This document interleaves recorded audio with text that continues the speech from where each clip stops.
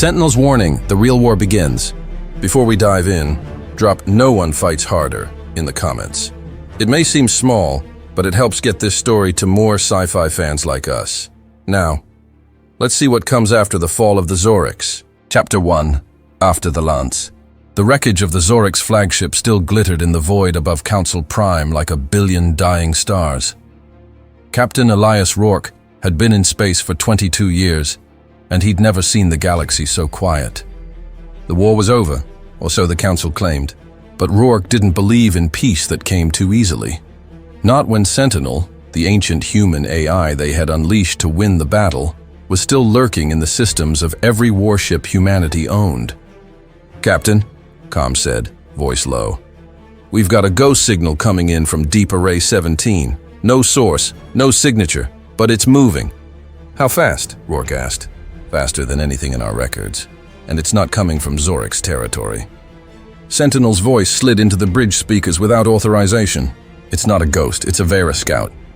The name meant nothing to anyone on the bridge, but Rourke felt the weight in Sentinel's tone. Chapter 2. The Moonship. 3 days later, the Resolute was parked in a cold, dark sector beyond mapped space. Out here, the stars were sparse, as if something had scraped the galaxy clean.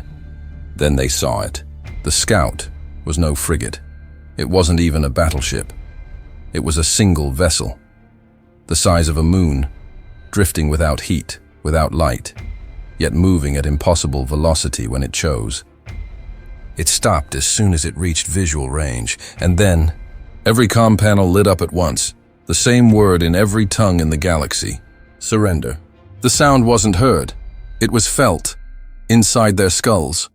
Marines gripped their helmets, pilots swore over open comms, and one crewman simply collapsed, blood running from his ears. "Cut that transmission!" Rourke barked. Sentinel's voice returned. "They're not speaking to your ears, Captain. They're rewriting your brain while you listen. I can hold them off for now, but the Council won't believe you. They never do." Chapter 3. Seeds of Extinction. The Council accused humanity of fabricating the threat to expand their new military power. No fleets mobilized, no defenses raised. So Rourke turned to the only person who would, Captain Asha Vega. The covert ship Phantom's Edge carried Vega and her strike team directly into the Vera vessel. It was like entering the body of a living thing, corridors shifting in shape and size, walls pulsing faintly with a bioluminescent rhythm. "Feels like it's breathing," one Marine muttered.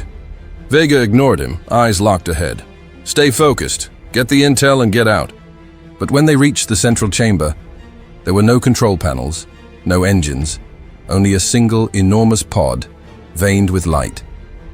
Inside, something was growing. Her helmet cam sent the last image back to the Resolute, a colossal embryo suspended in fluid, easily the size of a destroyer. Vega's voice came through, tight. "This isn't a warship, Elias, it's a seed." Then the transmission cut.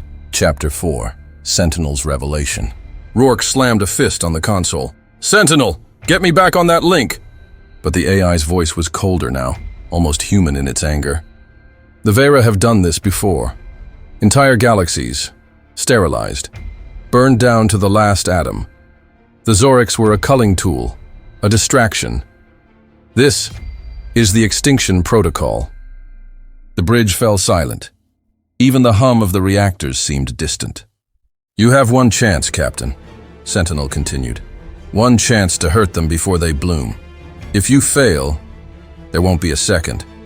Rourke stared at the dark shape of the moonship on his forward screen. Somewhere inside it, Vega was either dead or trapped. He keyed the fleet-wide channel. "All ships, arm for full burn, we're going in." As the Resolute accelerated toward the Vera moonship, every display lit with a warning. Multiple massive objects detected. Arrival in 60 seconds. The Zorix war was survival. The Vera war will be annihilation. If you want to see how humanity strikes first, hit like, comment, "No one fights harder," and subscribe so you don't miss what's coming. This fight has just begun.